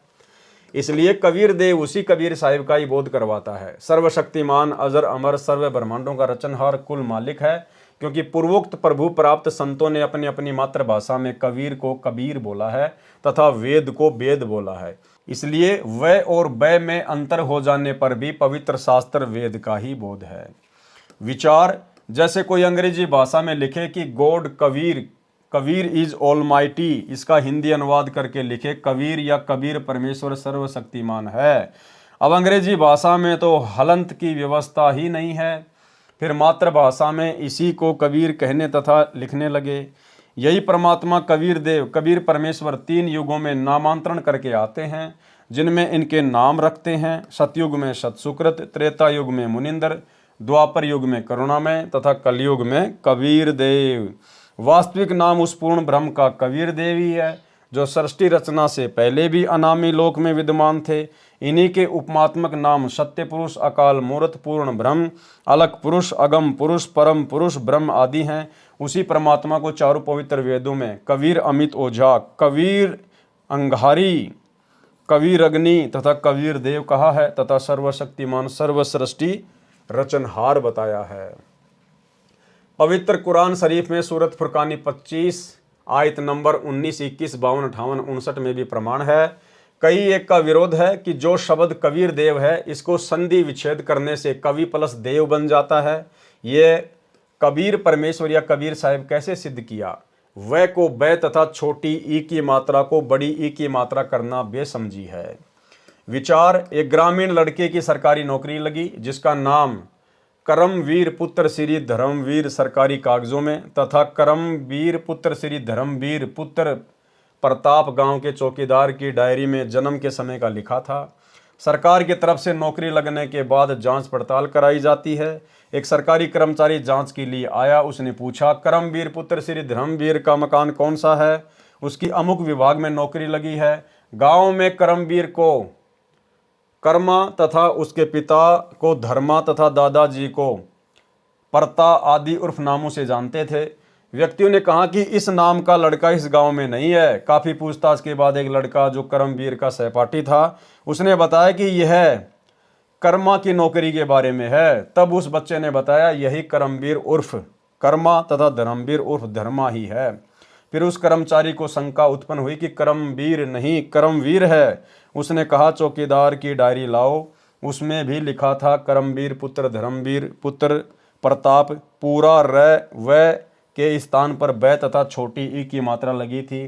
तो भी वही बच्चा करमवीर ही सिद्ध हुआ, क्योंकि गांव के नंबरदारों तथा प्रधानों ने भी गवाही दी कि बेशक मात्रा छोटी बड़ी या र आधा या पूरा है, लड़का सही इसी गांव का है। सरकारी कर्मचारी ने कहा, नंबरदार अपने हाथ से लिख दे। नंबरदार ने लिख दिया, मैं करमवीर पुत्र धर्मवीर को जानता हूँ, जो इस गांव का वासी है, और हस्ताक्षर कर दिए। बेशक नंबरदार ने वीर में छोटी ई की मात्रा तथा करम में बड़े रे का प्रयोग किया है, परंतु हस्ताक्षर करने वाला गांव का गणमान्य व्यक्ति है। इसी को कोई आपत्ति नहीं हो सकती, क्योंकि नाम की स्पेलिंग गलत नहीं होती। ठीक इसी प्रकार पूर्ण परमात्मा का नाम सरकारी दस्तावेजों में कबीर देव, परंतु गांव पृथ्वी पर अपनी 2 मातृभाषा में कबीर, कबीर, कबीरा, कबीरन आदि नामों से जाना जाता है। इसी को नंबरदारों आंखों देखा विवरण अपनी पवित्र वाणी में ठोक ठोक कर गवाही देते हुए आदरणीय पूर्वोक्त संतों ने कबीर देव को हक्का कबीर, सत कबीर, कबीरा, कबीरन, खबीरा, खबीरन आदि लिखकर हस्ताक्षर कर रखे हैं। वर्तमान सन 2006 से लगभग 600 वर्ष पूर्व जब परमात्मा कबीर जी, कबीर देव जी स्वयं प्रकट हुए थे, उस समय सर्व सदग्रंथों का वास्तविक ज्ञान लोकोक्तियों, दोहों, चौपाइयों, शब्दों अर्थात कविताओं के माध्यम से साधारण भाषा में जन साधारण को बताया था। उस तत्व ज्ञान को उस समय के संस्कृत भाषा व हिंदी भाषा के ज्ञाताओं ने यह कहकर ठुकरा दिया कि कबीर जी तो अशिक्षित हैं। इसके द्वारा कहा गया ज्ञान उस समय में उपयोग की गई भाषा का व्याकरण दृष्टिकोण से ठीक नहीं है। जैसे कबीर जी ने कहा है, कबीर वेद मेरा भेद है, मैं ना वेदूं माही, जोन वेद से मैं मिलूं ये वेद जानते नहीं। भावार्थ, परमेश्वर कबीर बंदी छोड़ जी ने कहा है कि जो चारों वेद है ये मेरे विषय में ही ज्ञान बता रहे हैं, परंतु इन चारों वेदों में वर्णित विधि द्वारा मैं प्राप्त नहीं हो सकता, जिसका वेद सवसम वेद अर्थात सूक्ष्म वेद में मेरी प्राप्ति का ज्ञान है। उसको चारों वेदों के ज्ञाता नहीं जानते। इस वचन को सुनकर उस समय के आचार्य जन कहते थे कि कबीर जी को भाषा का ज्ञान नहीं है। देखो, वेद को वेद कहा है, नहीं का नाही कहा है। ऐसे व्यक्ति को शास्त्रों का क्या ज्ञान हो सकता है। इसलिए कबीर जी मिथ्या भाषण करते हैं। इसकी बातों पर विश्वास नहीं करना। स्वामी दयानंद जी ने सत्यार्थ प्रकाश समोल्लास 11 पृष्ठ 306 पर कबीर जी के विषय में यही कहा है। वर्तमान में मुझदास रामपाल दास के विषय में विज्ञापनों में लिखे लेख पर आर्य समाज के आचार्यों ने यही आपत्ति व्यक्त की थी कि रामपाल को हिंदी भाषा भी सही नहीं लिखनी आती। वह को वह लिखता है, छोटी बड़ी मात्राओं को गलत लिखता है, कोमा व हलंत भी नहीं लगाता। इसका ज्ञान कैसे सही माना जाए। विचार, किसी लड़के का विवाह एक सुंदर सुशील युवती से हो गया। उसने साधारण वस्त्र पहने थे, मेकअप हार श्रृंगार नहीं कर रखा था। उसके विषय में कोई कहे कि यह भी कोई विवाह है। वधू ने मेकअप हार श्रृंगार आभूषण आदि नहीं पहने, नहीं किया है। विचार करें, विवाह का अर्थ है पुरुष को पत्नी प्राप्ति। यदि मेकअप श्रृंगार नहीं कर रखा तो वांछित वस्तु प्राप्त है। यदि श्रृंगार कर रखा है लड़की ने तो भी बुरा नहीं किया, परंतु एक श्रृंगार के अभाव से विवाह को ही नकार देना कौन सी बुद्धिमता है। ठीक इसी प्रकार परमेश्वर कबीर बंदी छोड़ तथा संत रामपाल दास जी महाराज द्वारा दिया तत्व ज्ञान है, वास्तविक ज्ञान प्राप्त है। यदि भाषा में श्रृंगार का अभाव अर्थात मात्राओं व हलंतों की कमी है तो विद्वान पुरुष कृपया ठीक करके पढ़ें। इसी तरह इस उलझी हुई ज्ञान गुत्थी को सुलझाया जाएगा। इसमें भाषा तथा व्याकरण की भूमिका क्या है। स्वामी दयानंद सरस्वती जी ने अपने द्वारा रचे पवित्र उपनिषद सत्यार्थ प्रकाश के 7वें समूलांश में प्रश्न नंबर 217, 212 अजमेर से प्रकाशित तथा पृष्ठ संख्या 173 दीनानगर दयानंद मठ पंजाब से प्रकाशित लिखा है। उसका भावार्थ है कि ब्रह्म ने वेदवाणी 4 ऋषियों में जीवस्त रूप से बोले। जैसे लग रहा था कि ऋषि वेद बोल रहे थे, परंतु ब्रह्म बोल रहा था तथा ऋषियों का मुख प्रयोग कर रहा था। जीवस्त रूप का भावार्थ है जैसे ऋषियों के अंदर कोई और जीव स्थापित होकर बोल रहा हो। बाद में उन ऋषियों को कुछ मालूम नहीं कि क्या बोला क्या लिखा। जैसे कोई प्रेत आत्मा किसी के शरीर में प्रवेश करके बोलती है, उस समय लग रहा होता है कि शरीर वाला जीव ही बोल रहा है, परंतु प्रेत के निकल जाने के बाद उस शरीर वाले जीव को कुछ मालूम नहीं होता मैंने क्या बोला था। इसी प्रकार बाद में ऋषियों ने वेद भाषा को जानने के लिए व्याकरण, निघटु आदि की रचना की, जो स्वामी दयानंद जी के शब्दों में सत्यार्थ प्रकाश 3रे समूलास पेज नंबर 80 अजमेर से प्रकाशित तथा पृष्ठ संख्या 64 दीनानगर पंजाब से प्रकाशित में पवित्र चारों वेद ईश्वर कृत्य होने से निभ्रात है। वेदों का प्रमाण वेद ही है। चारों ब्राह्मण व्याकरण निघटु आदि ऋषियों कृत्य होने से त्रुटि युक्त हो सकते हैं। उपरोक्त विचार स्वामी दयानंद जी के हैं। विचार करें, वेद पढ़ने वाले ऋषियों के अपने विचारों से रचे उपनिषद एक दूसरे के विपरीत व्याख्या कर रहे हैं। इसलिए वेद ज्ञान को तत्व ज्ञान से ही समझा जा सकता है।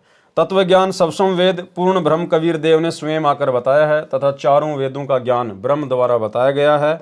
और वेदों को बोलने वाला ब्रह्म स्वयं पवित्र यजुर्वेद अध्याय नंबर 40 मंत्र नंबर 10 में कह रहा है कि उस पूर्ण ब्रह्म को कोई तो समवात अर्थात जन्म लेकर प्रकट होने वाला अर्थात आकार में कहता है तथा कोई असमवात जन्म न लेने वाला अर्थात वह निराकार आहु कहते हैं। परंतु इसका वास्तविक ज्ञान तो धीरणाम पूर्ण ज्ञानी अर्थात तत्वदर्शी संत जन पूर्ण निर्णायक भिन्न भिन्न बताते हैं। उसको ध्यानपूर्वक सुनो। इससे स्वयं सिद्ध है कि वेद बोलने वाला ब्रह्म भी स्वयं कह रहा है कि उस पूर्ण ब्रह्म के बारे में मैं भी पूर्ण ज्ञान नहीं रखता। उसको तो कोई तत्वदर्शी संत ही बता सकता है। इसी प्रकार इसी अध्याय के मंत्र नंबर 13 में कहा है कि कोई तो अक्षर ज्ञानी एक भाषा के जानने वाले कोई विद्वान कहते हैं, दूसरे निरक्षर को अज्ञानी कहते हैं। ये जानकारी भी तत्वदर्शी संत जन ही विस्तृत व्याख्या बयान करते हैं। उस तत्व ज्ञान को उन्हीं से ध्यानपूर्वक सुनो अर्थात वही तत्वदर्शी संत ही बताएगा कि विद्वान अर्थात ज्ञानी कौन है तथा अज्ञानी तथा अविद्वान कौन है। विशेष उपरोक्त परमाणु को विवेचन करके सद्भावना पूर्वक पुनर्विचार करें तथा वह को वह तथा छोटी बड़ी मात्राओं की शुद्धि अशुद्धि से ही ज्ञानी व अज्ञानी की पहचान नहीं होती, वह तो तत्व ज्ञान से ही होती है। कबीर देव कबीर परमेश्वर के विषय में वह को वह कैसे सिद्ध किया है, छोटी ई की बड़ी मात्रा बड़ी की मात्रा कैसे सिद्ध हो सकती है, इस वाद विवाद में न पढ़कर तत्व ज्ञान को समझना है। जैसे यजुर्वेद है, यह एक पवित्र पुस्तक है। इसके विषय में कहीं संस्कृत भाषा में विवरण किया हो जहाँ यजु या यजुम आदि शब्द लिखे हों, तो भी पवित्र पुस्तक यजुर्वेद का ही बोध समझा जाता है। इसी प्रकार पूर्ण परमात्मा का वास्तविक नाम कबीर देव है। इसी को भिन्न भिन्न भाषा में कबीर साहेब, कबीर परमेश्वर कहने लगे। कई श्रद्धालु शंका व्यक्त करते हैं कि कबीर को कबीर कैसे सिद्ध कर दिया। व्याकरण दृष्टिकोण से कवि का अर्थ सर्वज्ञ होता है। दास की प्रार्थना है कि प्रत्येक शब्द का कोई न कोई अर्थ तो बनता ही है।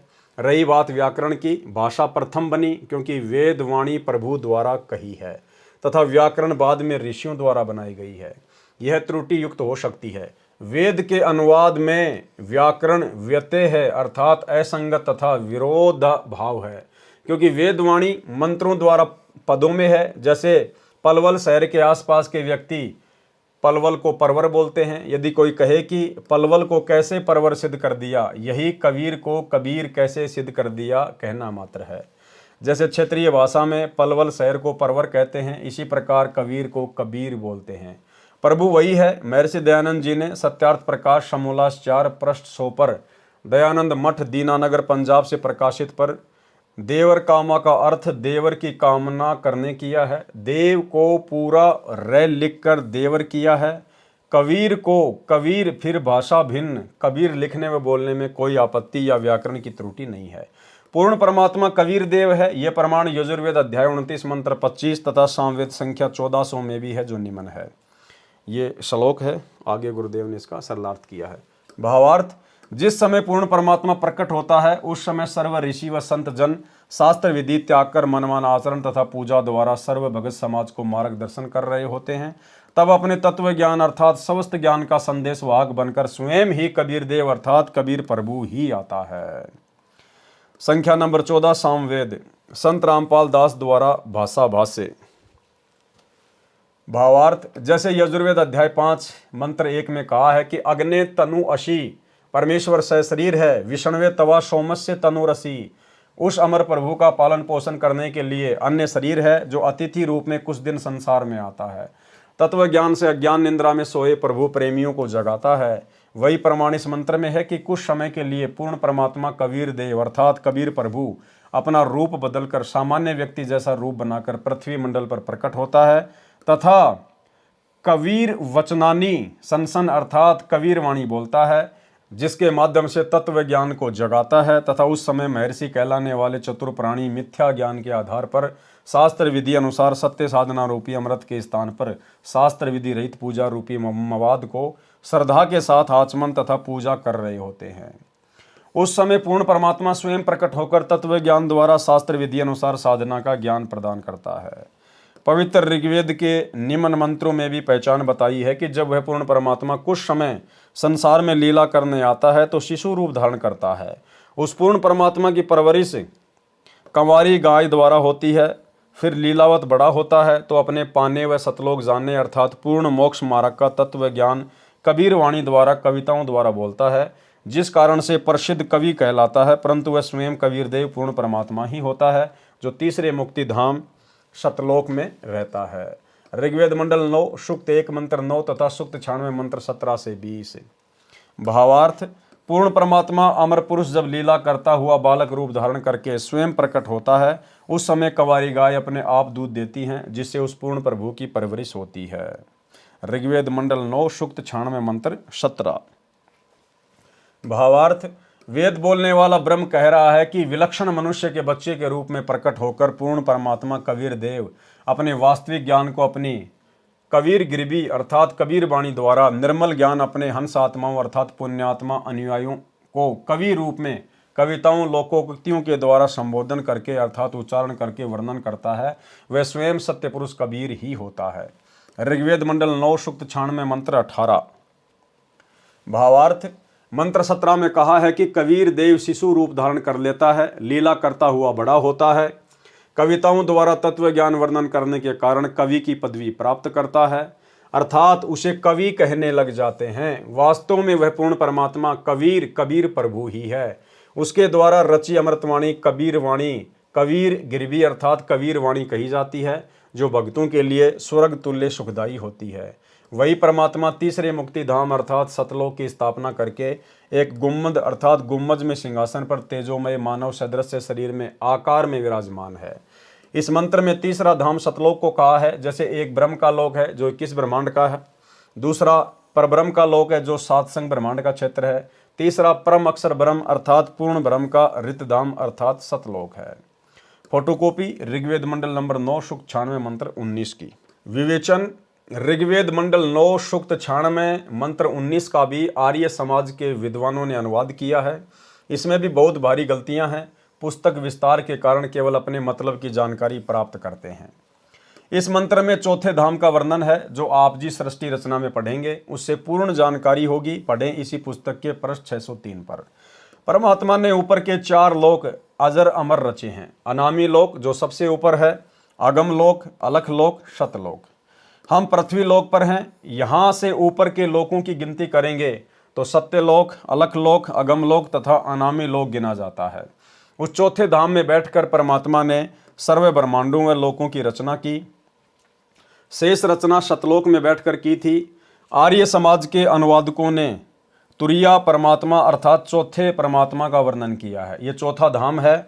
उसमें मूल पाठ मंत्र 19 का भावार्थ है कि तत्वदर्शी संत चौथे धाम तथा चौथे परमात्मा का भिन्न भिन्न वर्णन करता है।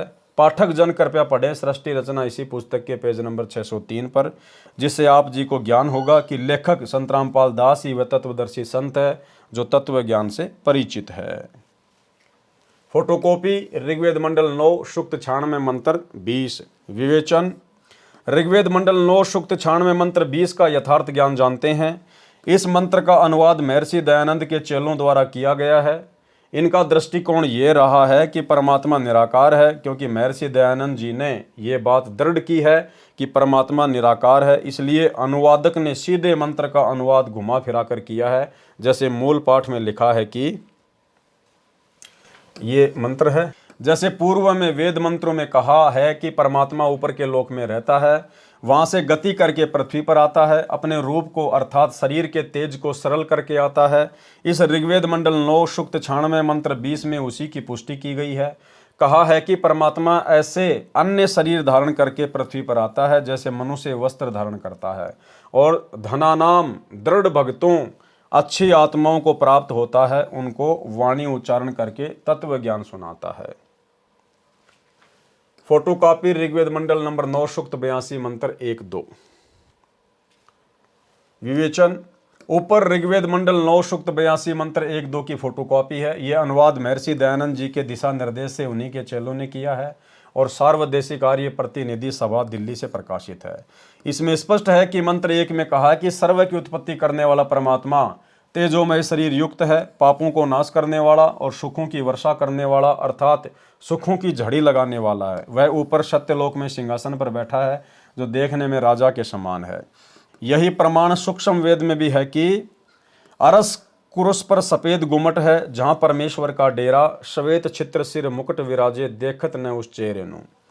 यही प्रमाण बाइबल ग्रंथ तथा कुरान शरीफ में भी है कि परमात्मा ने 6 दिन में सृष्टि रची और 7वें दिन ऊपर आकाश में तकत अर्थात सिंहासन पर जा विराजा। बाइबल के उत्पत्ति ग्रंथ 2, 26, 30 तथा कुरान शरीफ की सूरत फुरकानी 25 आयत नंबर 52 से 59 में है। वह परमात्मा अपने अमर धाम से चलकर पृथ्वी पर शब्द वाणी से ज्ञान सुनाता है। वह वर्णीय अर्थात आदरणीय श्रेष्ठ व्यक्तियों को प्राप्त होता है, उनको मिलता है। जैसे संत धर्मदास जी बांधवगढ़ मध्य प्रदेश वाले को मिले, संत मलुक दास जी को मिले, संत दादू दास जी को मिले, आमेर राजस्थान में मिले, संत नानक देव जी को मिले, संत गरीबदास जी गांव छुडानी जिला झज्जर हरियाणा वाले को मिले, संत घीसा दास जी गांव खेकड़ा जिला बागपत उत्तर प्रदेश वाले को मिले, संत जम्बेश्वर जी विश्नोई धर्म के प्रवर्तक को गांव समराथल राजस्थान वाले को मिले। यानी भाइयों और बहनों, जो संत जम्बेश्वर है विश्नोई समाज के, उनको भी कबीर परमात्मा सतगुरु रामपाल जी ही आकर मिले थे, जिनकी वाणियां हैं 24 प्रमाण। 24 प्रमाण नाम से ऐसी कुछ उनकी वाणियां हैं। अक्सर भगत भाई बहन व्हाट्सएप पर सोशल मीडिया पर भेजते रहते हैं।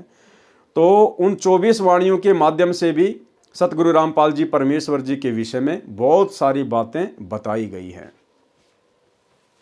वह परमात्मा अच्छी आत्माओं को मिलते हैं जो परमात्मा के दृढ़ भगत होते हैं, उन पर परमात्मा का विशेष आकर्षण होता है। उदाहरण भी बताया है कि जैसे विद्युत अर्थात आकाशीय बिजली सने वाले स्थानों को आधार बनाकर गिरती है, जैसे कांसी धातु पर बिजली गिरती है।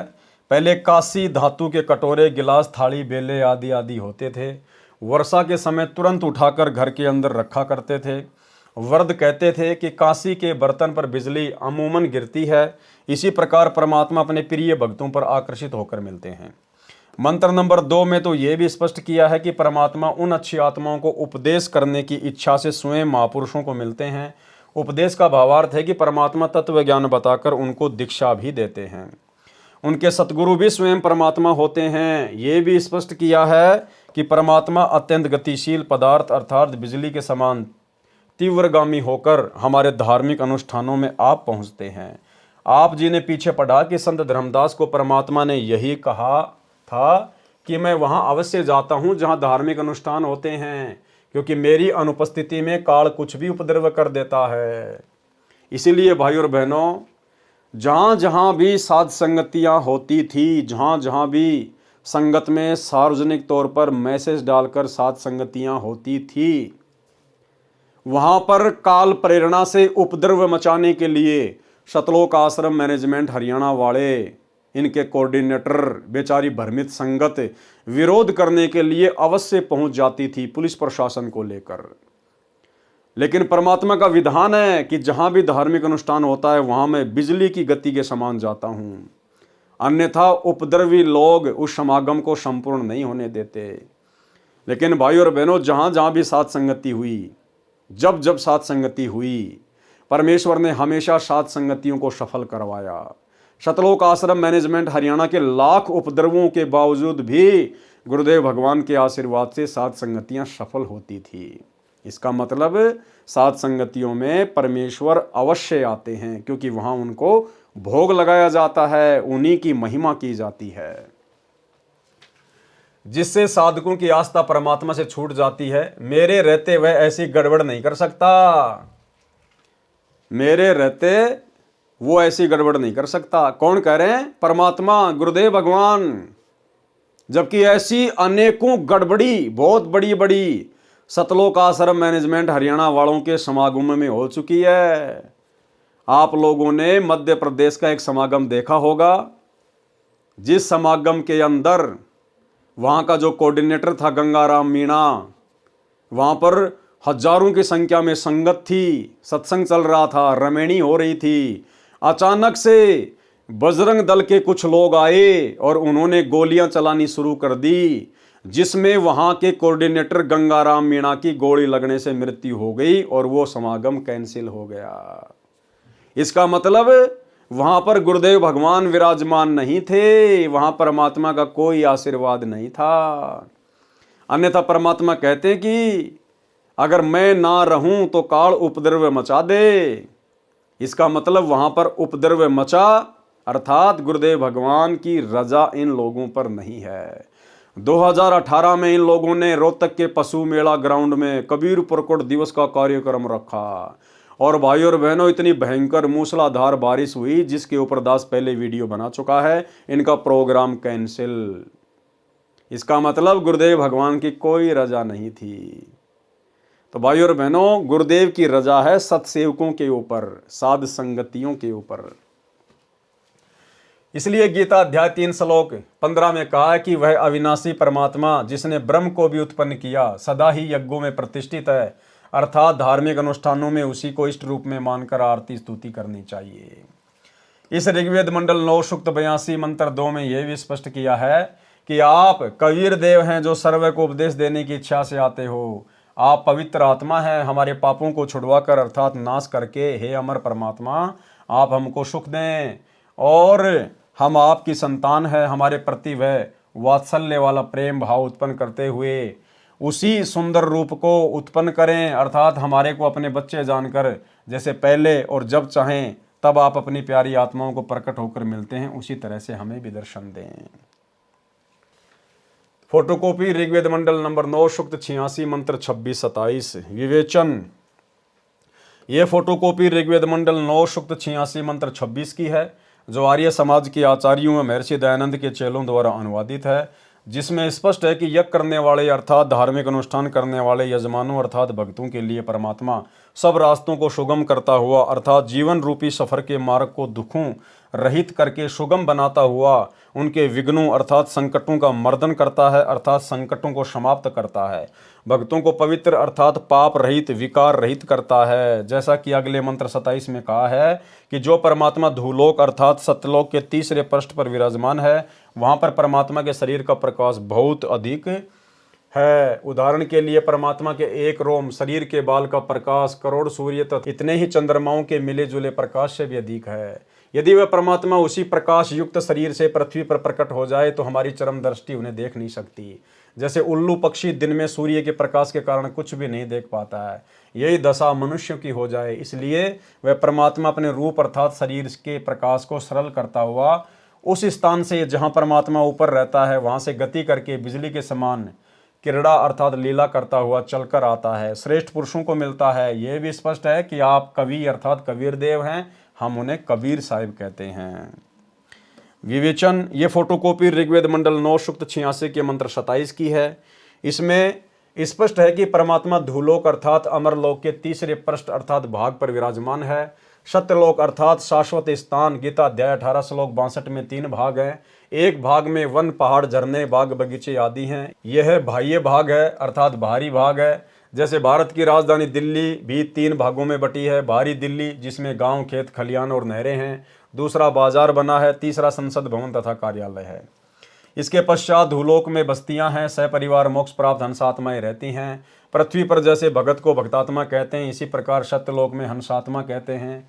तीसरे भाग में सर्वोपरि परमात्मा का सिंहासन है, उसके आसपास केवल नर आत्माएं रहती हैं। वहाँ स्त्री पुरुष का जोड़ा नहीं है। वे यदि अपना परिवार चाहते हैं तो शब्द वचन से केवल पुत्र उत्पन्न कर लेते हैं। इस प्रकार शाश्वत स्थान अर्थात सत्यलोक 3 भागों में परमात्मा ने बांट रखा है। वहाँ यानी सतलोक में प्रत्येक स्थान पर रहने वालों में वृद्धावस्था नहीं है, वहाँ मृत्यु नहीं है। इसलिए गीता अध्याय 7 श्लोक 29 में कहा है कि जो जरा अर्थात वृद्ध अवस्था तथा मरण अवस्था अर्थात मृत्यु से छूटने का प्रयत्न करते हैं, वे तत्ब्रह्म अर्थात परम अक्षर ब्रह्म को जानते हैं। सतलोक में सत्य पुरुष रहता है, वहाँ पर जरा मरण नहीं है, बच्चे युवा होकर सदा युवा रहते हैं। फोटोकॉपी ऋग्वेद मंडल नंबर 9 सूक्त 54 मंत्र 3। विवेचन, ऋग्वेद मंडल 9 सूक्त 54 मंत्र 3 की फोटोकॉपी में आप देखें, इसका अनुवाद आर्य समाज के विद्वानों ने किया है। उनके अनुवाद में भी स्पष्ट है कि वह परमात्मा भुवनोपरि संपूर्ण ब्रह्मांडों के ऊर्ध्व अर्थात ऊपर तिष्ठति विराजमान है, ऊपर बैठा है। इसका यथार्थ अनुवाद इस प्रकार है, जैसे सूर्य ऊपर है और अपना प्रकाश तथा उष्णता से सर्व को लाभ दे रहा है, इसी प्रकार ये अमर परमेश्वर जिसका ऊपर के मंत्रों में वर्णन किया है, सर्व ब्रह्मांडों के ऊपर बैठकर अपनी निराकार शक्ति से सर्व प्राणियों को लाभ दे रहा है तथा सर्व ब्रह्मांडों का संचालन कर रहा है। फोटोकॉपी ऋग्वेद मंडल नंबर 9 सूक्त 20 मंत्र 1। विवेचन, ऋग्वेद मंडल 9 सूक्त 20 मंत्र 1 का अनुवाद भी आर्य समाज के विद्वानों ने किया है। इसका अनुवाद ठीक कम गलत अधिक है। इसमें मूल पाठ में लिखा है विशेष। इस मंत्र के अनुवाद में आप फोटोकॉपी में देखेंगे तो पता चलेगा कि कई शब्दों के अर्थ आर्य विद्वानों ने छोड़ रखे हैं, जैसे प्रय वारे भी, जिस कारण से वेदों का यथार्थ भाव सामने नहीं आ सका। मेरे अनुवाद से स्पष्ट है कि वह परमात्मा अच्छी आत्माओं दृढ़ भक्तों को ज्ञान देता है। उसका नाम भी लिखा है कबीर देव, हम कबीर परमेश्वर कहते हैं। प्रमाण ऋग्वेद मंडल 9 सूक्त 95 मंत्र 2। ऋग्वेद मंडल 9 सूक्त 95 मंत्र 2 का अनुवाद महर्षि दयानंद के चेलों ने किया है, जो बहुत ठीक किया है। इसका भावार्थ है कि पूर्वोक्त परमात्मा अर्थात जिस परमात्मा के विषय में पहले वाले मंत्रों में ऊपर कहा गया है, वह अपना शरीर धारण करके सत्य भक्ति का मार्ग अर्थात यथार्थ आध्यात्मिक ज्ञान अपनी अमृतवाणी वाक अर्थात वाणी द्वारा मुक्ति मार्ग की प्रेरणा करता है। वह मंत्र ऐसा है जैसे नाविक नौका में बैठकर पार कर देता है, ऐसे ही परमात्मा सत्य भक्ति मार्ग रूपी नौका के द्वारा साधक को संसार रूपी दरिया से पार करता है। वह देवानाम देव, सब देवों का देव अर्थात सब प्रभुओं का प्रभु परमेश्वर वाणी रूपी ज्ञान यज्ञ के लिए नामों का आविष्कार करता है। अर्थात जैसे गीता अध्याय 17 श्लोक 23 में ओम तत्सत में तत् तथा सत ये गुप्त मंत्र हैं, जो उसी परमेश्वर ने मुझे रामपाल दास को बताए हैं, उनसे ही पूर्ण मोक्ष संभव है। सूक्ष्म वेद में परमेश्वर ने कहा है कि सोहम शब्द हम जग में लाए, सार शब्द हम गुप्त छुपाए। भावार्थ, परमेश्वर ने स्वयं सोम शब्द भक्ति के लिए बताया है। ये 100 मंत्र किसी भी प्राचीन ग्रंथ वेद, गीता, कुरान, पुराण तथा बाइबल में नहीं है। फिर सूक्ष्म वेद में कहा है कि सोहम ऊपर और है, सत सुकृत एक नाम, सब हंसों का जहाँ बास है, बस्ती है बिन ठाम।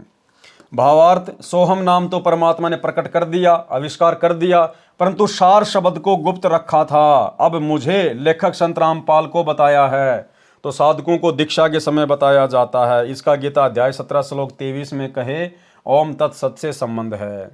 यानी सोहम शब्द तो कबीर परमेश्वर जी ने बारंबार जब भी आए तब उन्होंने बताया, लेकिन जो सार शब्द है, जो गुप्त है, वो उन्होंने किसी को नहीं बताया था। तो वो आज कौन बता रहे हैं? गुरुदेव कह रहे हैं कि ये दास बता रहा है। और वेद क्या कह रहे हैं कि वो परमात्मा गुप्त मंत्रों का आविष्कार करता है। तो कौन हुए सतगुरु रामपाल जी जो आज सारनाम दे रहे हैं? वो गुप्त मंत्र बता रहे हैं, स्वयं कबीर देव। प्रमाण ऋग्वेद मंडल नंबर 9 सूक्त 94 मंत्र 1। विवेचन ऋग्वेद मंडल नंबर 9 सूक्त 94 मंत्र 1 का अनुवाद भी आर्य समाज के विद्वानों द्वारा किया गया है। विवेचन पुस्तक विस्तार को ध्यान में रखते हुए उन्हीं के अनुवाद से अपना मत सिद्ध करते हैं। जैसे पूर्व में लिखे वेद मंत्रों में बताया गया है कि परमात्मा अपने मुख कमल से वाणी उच्चारण करके तत्व ज्ञान बोलता है।